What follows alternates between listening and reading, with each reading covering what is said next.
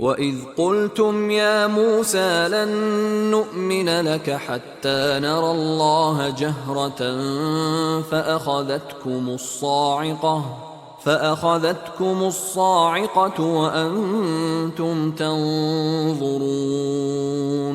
ثم بعثناكم من بعد موتكم لعلكم تشكرون